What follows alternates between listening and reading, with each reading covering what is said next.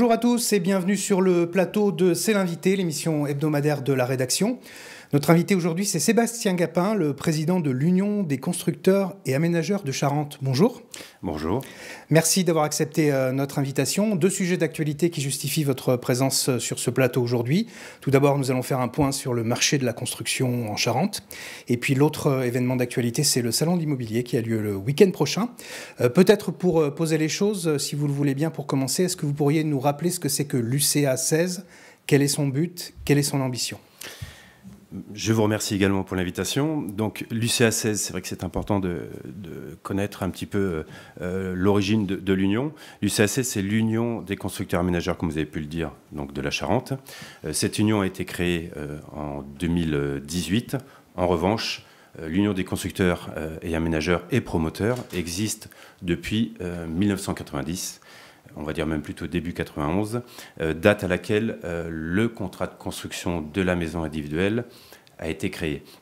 Il faut savoir que à cette date-là, le marché avait besoin d'être assaini, et donc le gouvernement avait mis en place effectivement, dans le cadre de la loi Besson, donc du 19 décembre 90, le CCMI, et qui, en fin de compte, permet aux maîtres d'ouvrage, donc aux clients, d'avoir une certaine sécurité au sens large du terme, puisque le constructeur ou le promoteur ou l'aménageur est un contractant général.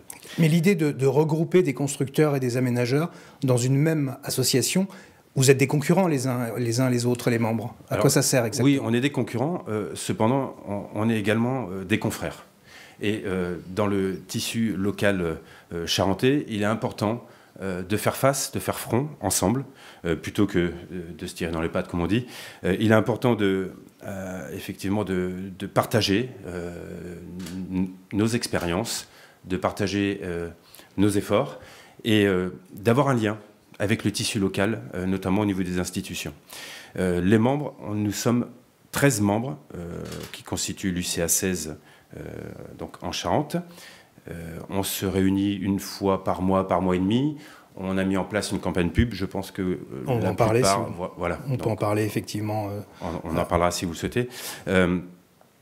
Nous réunissons effectivement, donc comme j'ai dit, une fois et demie par mois, mais nous invitons des partenaires. Alors que ça peut être des industriels, des institutionnels. Ça peut être également aussi eh bien des groupements. Mais l'idée, c'est de peser. C'est quoi ? C'est un groupe pression, on peut dire ça comme ça, ou c'est pas comme ça que vous le vivez ? Non, c'est pas un groupe pression, on va dire, même le terme lobby, je trouve qu'il est un petit peu fort. Non, je pense qu'on se réunit, on défend, dans le même cadre, on défend, en fin de compte, le contrat de construction, qui est une vraie sécurité pour le maître d'ouvrage, donc pour le client. Je pense qu'il est important aujourd'hui, et plus qu'avant, d'avoir un certain cadre autour de l'investissement, qu'il soit immobilier, qu'il soit foncier. Et on se rend compte qu'avec l'empilement des réglementations, avec les différentes, on va dire, les différents soubresauts, pour ne pas dire le mot crise, il est important pour le client de faire appel à une entreprise, à un groupement, à une corporation, on va dire, qui cadre un petit peu les choses et qui s'occupe de tout, de A à Z, avec une sécurité au niveau des délais. Aujourd'hui, c'est très très important. Au niveau également des prix et puis au niveau de l'expérience. Alors parlons de l'état du marché de la construction aujourd'hui. On a des chiffres nationaux. Les chiffres nationaux, on les connaît. Il y a eu un article qu'on peut voir peut-être en quelques secondes sur notre écran, sur l'état du marché de la construction en France aujourd'hui. Les éléments que j'ai à ma disposition, c'est quand même un recul des ventes de maisons neuves assez important. 31,3% d'après les chiffres que l'on nous a donnés. Et en Charente, ça se passe comment ? Alors 31,3, oui, au niveau national en 2022. Et il faut dire que la maison individuelle, donc diffus, est touchée aussi, et particulièrement.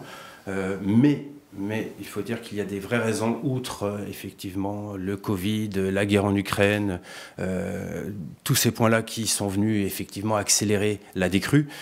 On a quand même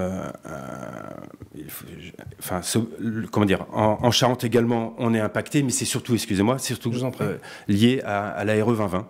Parce que, il faut savoir... expliquez-nous, c'est quoi exactement? Alors, c'est tout simple. Sans être trop technique. Sans être technique. Tous les 7-8 ans, la profession doit effectivement s'adapter à une nouvelle réglementation thermique. La précédente, c'était la réglementation thermique 2012. Celle d'avant, c'était la 2005. Donc, à chaque fois, on doit baisser en termes de consommation d'énergie et avoir des bâtiments qui se rapprochent de plus en plus de la consommation zéro. Ce n'est pas le cas aujourd'hui. Peut-être qu'un jour, dans quelques années, on sera en bâtiment zéro consommation. Là, on est largement en dessous des 50 kWh par énergie primaire par an, ce qui signifie une sacrée économie d'énergie. Et aujourd'hui, on se rend compte que ce n'est pas négligeable de parler d'économie d'énergie. Mais en quoi ça pèse sur le marché, pour qu'on comprenne bien? Alors, ça pèse sur le marché, pourquoi? Parce que tous les ans, c'est un peu comme la prime à la casse pour le secteur automobile. Tous les ans, on appelle ça une année à effet d'aubaine. C'est-à-dire on sait que c'est un accélérateur pour les ventes, parce que, notamment jusqu'à fin 2022, fin 2021, pardon, on pouvait encore souscrire, parce que ce qui compte, c'est la date de dépôt de permis de construire. Donc, on pouvait bénéficier de la RT 2012 sans avoir entre guillemets, les inconvénients financiers de la RE 2020.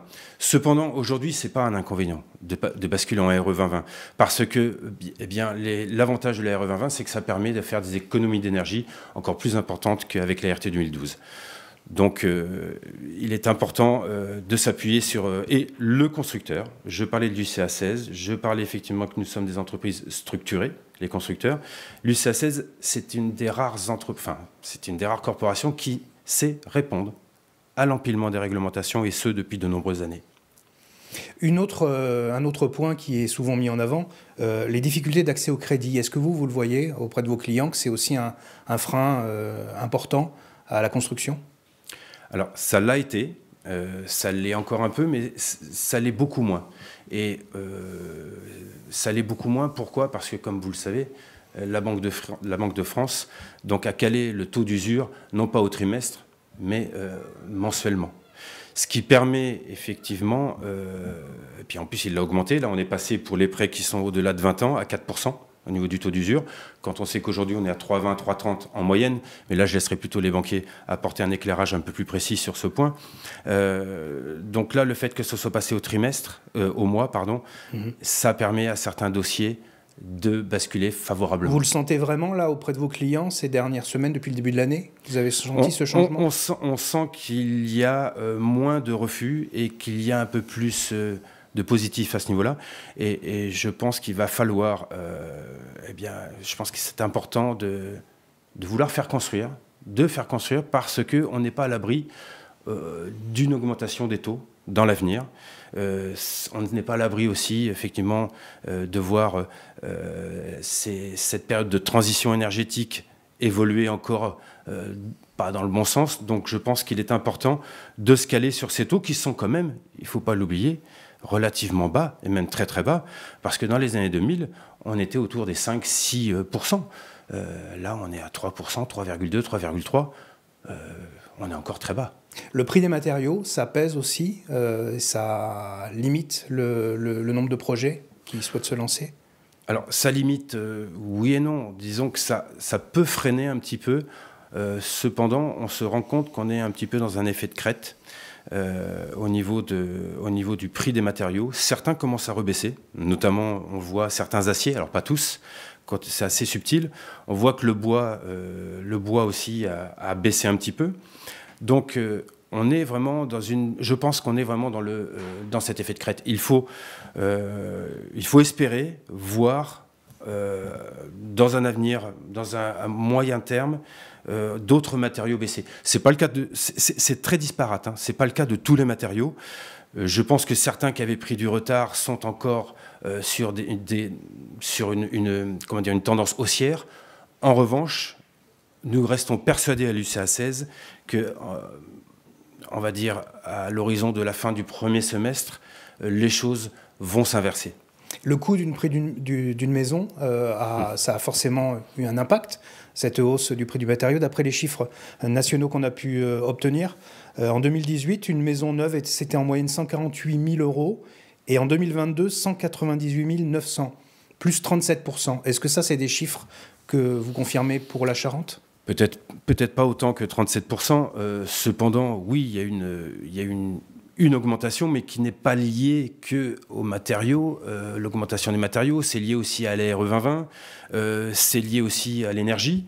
Maintenant, je ne vais pas donner de prix de maison. En revanche, on parle beaucoup, nous, dans notre métier, de prix au mètre carré, et notamment de surface pondérée. C'est très simple, on prend la totalité de la surface habitable et la moitié des surfaces annexes.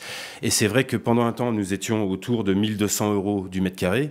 Et là, on va dire, pour un prix de départ, on est à partir de 1 400 euros. Mais de 1 400 euros jusqu'à beaucoup plus, selon effectivement les prestations, l'architecture de la maison, l'adaptation au terrain. Voilà, donc on est maintenant entre 1 400 et 1 500 euros du mètre carré à partir d'eux. Voilà. Et est-ce que face à cette situation, vos clients, ils revoient leur projet à la baisse ou ils construisent plutôt des maisons plus petites pour que ça leur coûte moins cher ou pas ? On a réduit, oui, on était obligé de faire des efforts un petit peu dans tous les sens. C'est-à-dire que le constructeur de maisons individuelles, donc le CMiste, on va dire, a toujours su s'adapter. Et on est obligé, de toute façon, il faut que les efforts soient mutuels. Ça passe effectivement par un effort de la banque, ça passe par un effort effectivement de surface, quelques mètres carrés en moins, ça passe par un effort de la part du constructeur, peut-être un effort de la part aussi du propriétaire foncier. Un effort sur le constructeur, ça veut dire quoi? Que vous reniez un peu sur vos marges? Bien sûr, on est obligé de faire attention et automatiquement, ça permet d'obtenir quand même certains contrats. Donc je pense que c'est fini, c'est pas un effort unique. Maintenant, c'est un effort mutuel. Et je suis persuadé que l'année 2023, même si elle démarre timidement, sera une bonne année malgré tout. Quand même qu'on est un petit peu, parce qu'on a une vision un petit peu pessimiste de la situation. Vous voyez, les perspectives sont plutôt bonnes pour les prochains mois, ou vous avez envie de délivrer quand même un message un petit peu positif? J'ai envie de le délivrer, pourquoi? Parce que c'est la réalité de toute façon. Aujourd'hui, c'est vrai qu'on a assumé toutes les réglementations, on a assumé le Covid, on a assumé... quand je dis assumer, c'est que les constructeurs de maisons individuelles de l'UCA 16, nous sommes encore tous présents. On a assumé la guerre énergétique, entre guillemets, même si on est encore en plein dedans, de l'Ukraine. La RE 2020. Moi, je dis que maintenant, ça y est, on va pouvoir peut-être, enfin, retravailler sereinement. Ça ne nous a pas empêché de travailler ces derniers mois, ces dernières années.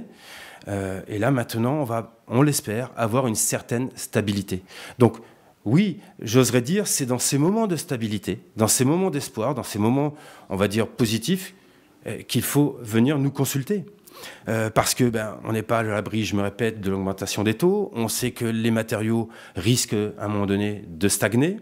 On sait que les loyers, en tant que locataires, ne vont pas baisser. Il est toujours bien et préférable d'être propriétaire de sa maison aujourd'hui, d'avoir son jardin. Ça prépare l'avenir aussi. Et en termes d'énergie, je veux dire, la campagne pub le démontre aujourd'hui. Il n'y a rien de mieux qu'une maison individuelle neuve en termes de consommation. Le deuxième volet de notre échange, c'est donc le Salon de l'immobilier. C'est le week-end prochain, les 11 et 12 mars, à l'Espace Cara. Une quarantaine de professionnels seront présents. Pourquoi pour l'UCA 16 c'est important de participer à un événement comme celui-là? C'est important pour montrer que toute l'énergie qu'on a dégagée ces dernières années et cet apaisement qu'on va peut-être rencontrer, il faut venir nous voir pour qu'on puisse effectivement vous le transmettre, vous aider aider effectivement les futurs acquéreurs ou dans leurs projets. C'est un salon de professionnels, organisé par des professionnels. Donc je pense qu'à un moment donné, c'est un peu un passage obligé si on a un projet, si on a envie de faire construire, au moins préparer son projet pour dans quelques mois, pour l'immédiat, mais aussi pour plus tard, prendre des renseignements. Je pense qu'il est important. Je pense aussi qu'il va y avoir pas mal d'échanges autour. Et je le répète, ce n'est que des professionnels qui seront présents. Donc, venez nous rendre visite, venez nous rencontrer. On va pouvoir échanger et parler de vos projets. La différence avec le Salon de l'Habitat, qui est l'autre grand événement de l'année dans votre domaine, là on est sur un salon qui est plus professionnel, le Salon de l'immobilier de ce week-end? Qui est plus ciblé effectivement sur la construction, sur l'acte, en fin de compte, l'acte d'habiter, l'acte de construire, alors que le Salon de l'Habitat qui a lieu en octobre, lui, on va dire, est plus large. C'est plus large. Il y a différents acteurs, différents métiers. Il y a également aussi l'acte de construire. Mais là, je pense que c'est plus simple, c'est plus facile. En l'occurrence, en plus, ils sont complémentaires. C'est deux salons complémentaires où là, c'est plus facile. On vient vraiment pour l'acte d'habiter, en fait. On vient souvent au Salon de l'Habitat, on peut venir en famille pour se balader, alors qu'on vient au Salon de l'immobilier parce qu'on a un projet derrière la tête. C'est plus ça l'idée? Alors oui et non, on vient au Salon de l'Habitat aussi parce qu'on a des vrais projets au Salon de l'Habitat. En revanche, là, on vient effectivement au Salon de l'immobilier, c'est plus précis, c'est plus pour effectivement l'acte de se loger, l'acte de construire. Voilà, alors que, comme vous le savez, au Salon de l'Habitat, il y a tout, il y a des paysagistes, des cuisinistes, il y a un peu tout. Là, on est plutôt sur l'acte de construire. Voilà, on est dans le cœur de métier. Là. Vous mesurez d'année en année, c'est la 7e édition là, de ce Salon de l'immobilier, des retombées? Oui, je pense vous l'avez été, et nous le sommes aussi en étant présents. Je pense qu'il faut savoir être patient. Et dans le microcosme charentais, pour que ça puisse s'inscrire effectivement comme un rendez-vous, il faut être patient. Et là, on sent effectivement que la patience, elle a porté ses fruits. En plus, aujourd'hui, nous, on le ressent au niveau des contacts. Il y a un léger frémissement que depuis fin février. C'est vraiment un léger frémissement. Donc, je pense qu'effectivement, le Salon de l'immobilier arrive au bon moment. Parce que s'il y a un frémissement, alors que ça a été effectivement une période un petit peu, on va dire, moins simple que les autres années, c'est le bon moment. Voilà, donc c'est le bon moment de venir nous voir. Nous avons préparé un petit clip là sur ce salon de l'immobilier. Peut-être qu'on peut le diffuser. Il dure quelques secondes. Je vous en prie.